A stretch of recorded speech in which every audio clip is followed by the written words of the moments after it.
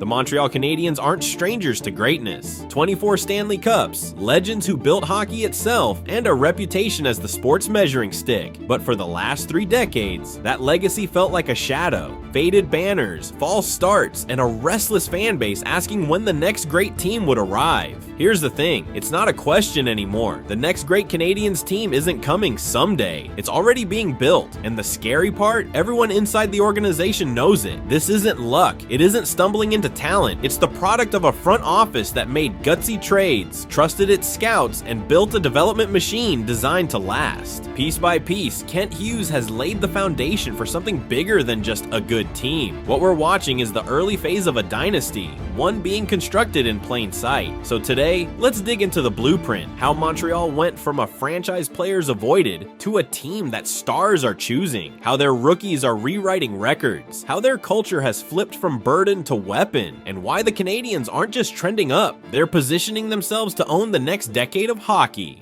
When Noah Dobson landed in Montreal, it wasn't just a trade, it was a statement. A 25-year-old, 70-point defenseman doesn't just fall into your lap, and yet, when talks with the Islanders broke down, Kent Hughes pounced, moving picks and a prospect to land a right-shot cornerstone. But the real shock wasn't the price, it was Dobson himself. He chose Montreal, signed long-term, and left money on the table. For years, players avoided the Habs, the spotlight, the taxes, the pressure. Dobson flipped the script. He wanted in, and in doing so, he signaled that Montreal is no longer a pit stop or a punishment. It's a destination. On the ice, Dobson will give the Canadiens exactly what they need: stability, size, and a power play quarterback. But more importantly, he gives them something even rarer: legitimacy. When a star voluntarily joins your project, it's proof you're building something worth believing in. And by joining Montreal's next revelation at defense, the picture of a dynasty started to take shape. Hutson wasn't supposed to do this. At 5'10", skeptics said he'd get eaten alive in the NHL. Instead, he ate the league alive. His rookie season wasn't just solid, it was historic. He tied Larry Murphy's rookie assist record, danced past veterans with edge work that looked like a video game, and walked away with the Calder Trophy without breaking a sweat. Night after night, he pulled off plays that left even rival fans shaking their heads. He wasn't just surviving the NHL grind, he was bending it to his style. And none of this was random. Montreal bet big on Hutson when other teams passed. They trusted that elite vision, deception, and skill could outweigh size concerns. Under Martin St. Louis, Hutson was given freedom, not shackles, and the result was a defenseman who instantly became one of the most valuable building blocks in the league. But here's where the dynasty angle gets interesting. It's not about Hutson and Dobson together. Their games are too similar. Both offensive drivers, both puck movers, both players who tilt the ice forward. Instead of stacking them, Montreal can split them across 2 pairs, each balanced by a steadier, more defensive-minded partner. The effect? A top 4 that's layered, flexible, and nearly impossible to game plan against. Think about it. Every shift, Montreal can ice a pairing that has both stability and offense. Hutson gets a defensive safety net to let him freelance. Dobson gets freedom to dictate tempo, knowing his partner can hold the line. Opponents can't just match up against one pair, because the next pair brings the same punch. That's how you build not just a good defense, but a sustainable championship-level blue line. What Hutson's rookie year proved is bigger than stats or trophies. It proved Montreal's philosophy works. Draft skill, trust development, and then structure the lineup so talent flourishes. And with Hutson driving one pairing and Dobson leading another, the Canadiens aren't just filling out a defense core. They're assembling the kind of top 4 that can carry a team deep into the playoffs and keep them there year after year.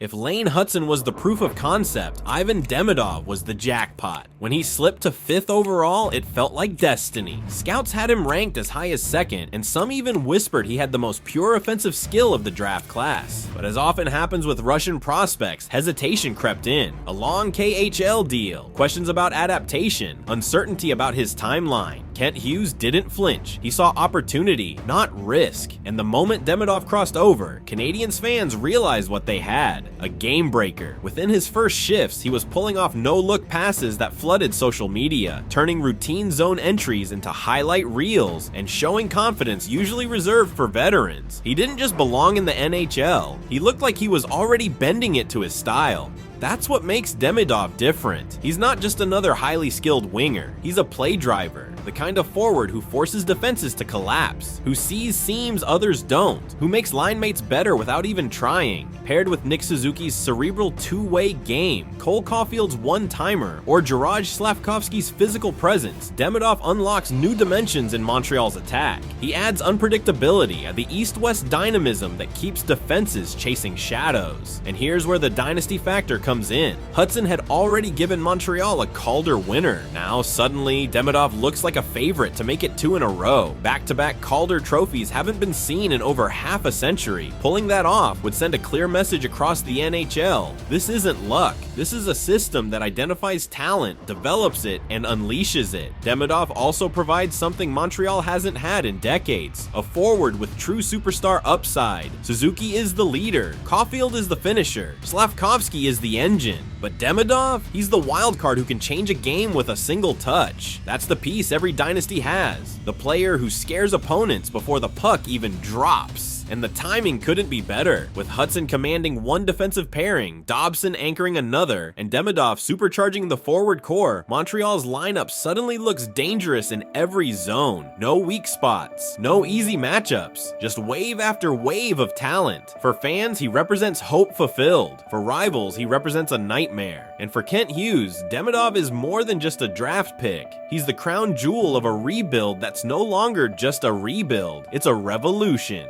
Most rebuilding teams follow a familiar pattern. Draft a few top picks, hope they hit, and then scramble to fill holes once the team starts winning. Montreal, they've built something much more sustainable. The Canadiens don't just have a strong NHL roster, they have one of the deepest prospect pools in hockey, and it's already starting to feed the big club.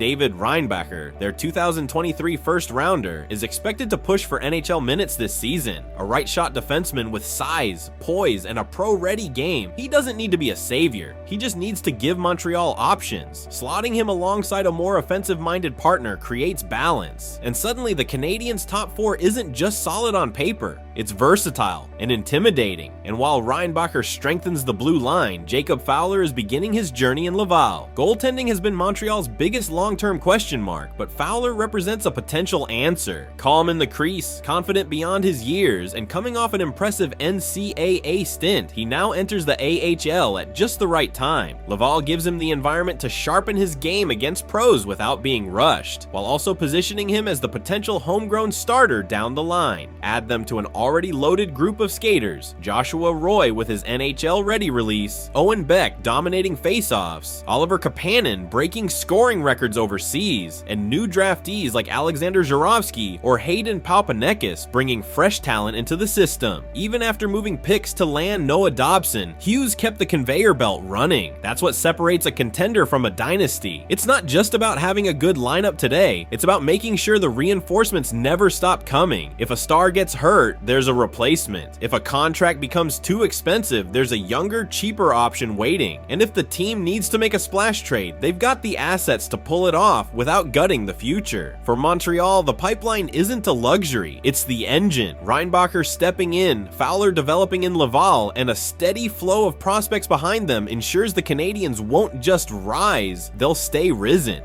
For years, playing in Montreal was seen as a burden. The pressure was suffocating, the media unforgiving, and the organization too often in chaos. Talented players dreaded the spotlight, agents warned clients away, and the Canadiens struggled to attract or keep stars. That narrative is gone. Flipped completely, and the heart of that change is culture. At the center of it all stands Martin St. Louis. He isn't the cliche old school coach who rules with fear, nor the robotic tactician obsessed with systems at the expense of creativity. He's something different, a communicator, a motivator, and a teacher who's lived the underdog story himself. Players respect him because he's walked their path and defied the same doubts they're facing. Under St. Louis, Nick Suzuki blossomed from a steady 60-point player into a true 85-point captain.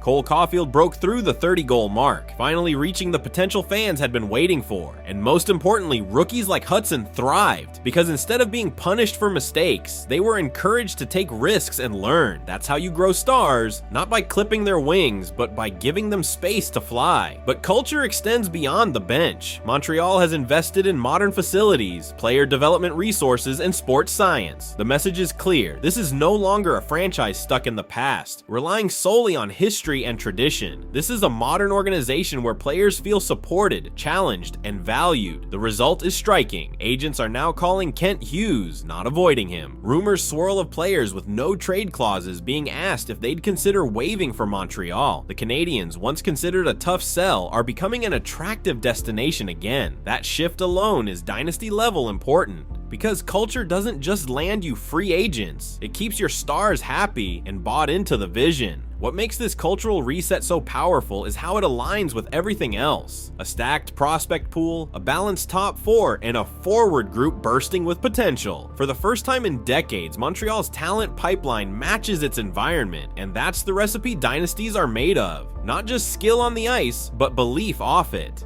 In hockey, timing is everything. You can stockpile talent, draft brilliantly, and even build the right culture. But if your cap is clogged or your stars are aging, the window slams shut before you can walk through it. Montreal's timing, it's nearly flawless. Look at the core. Suzuki, Caulfield, Slafkovsky, Dobson, Hutson, Demidov. Every single one of them 25 or younger. That's not just young, that's synchronized. All entering or about to enter their prime years together, which means their peak performances will overlap instead of missing each other by a season or two. That overlap is the fuel of dynasties. Look at the contracts. Suzuki signed long-term, Caulfield locked in, Dobson freshly extended, Hutson and Demidov still on entry-level deals that give Montreal a massive edge in flexibility. Even Slafkovsky is on a manageable bridge that buys the team more control. Instead of scrambling to pay everyone at once, Hughes has staggered the deals to keep the books clean and predictable. And then there's the cap sheet. Even after landing Dobson, Montreal projects to have north of $13 million in space next summer. That's not just wiggle room, that's ammo. It's the kind of flexibility that lets you chase a big free agent, add a veteran goalie if needed, or make the kind of aggressive trade that takes a contender and pushes it over the top. Other teams with young stars are often paralyzed by their books. Montreal, they're free to act. If you want proof this blueprint works, look no further than Colorado before their cup run, or Chicago in the late 2000s. Stockpile elite talent on affordable deals, surround them with quality depth, and then strike before the bills come due. The Canadiens are standing at that exact crossroads now. For Hughes, the smile isn't about the pieces he already has. It's about the timing of those pieces lining up perfectly. The dynasty window isn't a vague hope for 5 years from now. It's a door that's swinging open right now, and Montreal has both hands on the handle.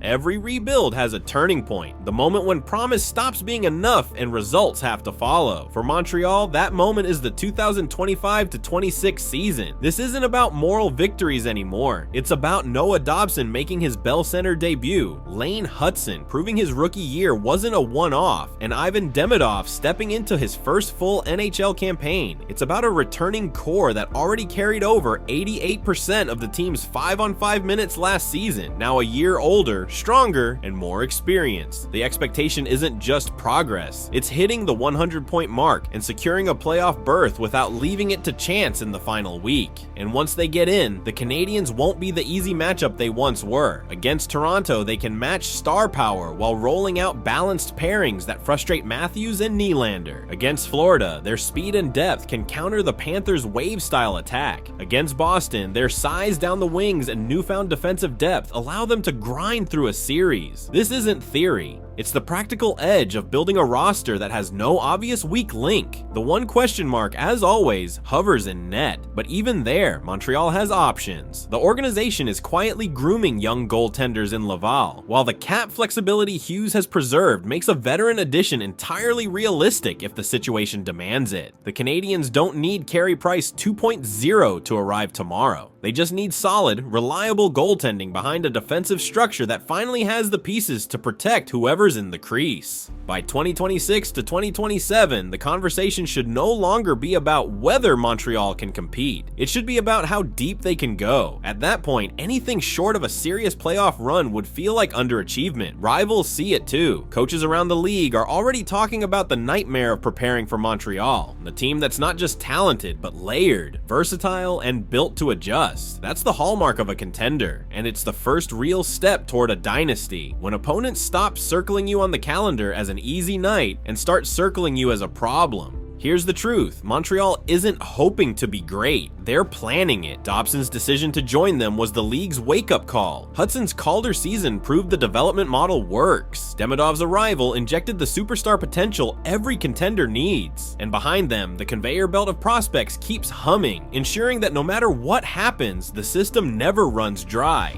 Add in a culture reset under Martin St. Louis, a modernized organization that players now want to join, and a salary cap window timed to perfection. And you don't just have a promising rebuild, you have the framework of a dynasty. For rivals, that's terrifying. For fans, it's thrilling. And for the league, it's a reminder that the Canadiens, once thought stuck in endless mediocrity, are now building with intent, discipline, and confidence. The ingredients aren't scattered anymore, they're aligned. And here's the scariest part, this isn't some far-off dream. The window is opening now. The roar of the Bell Center isn't just nostalgia. It's the sound of hockey's next powerhouse assembling before our eyes. Kent Hughes knows it. The players know it. And soon the rest of the NHL won't just suspect it. They'll feel it. Because when you're building a dynasty and you know it, the only thing left is to hang the banners to prove it.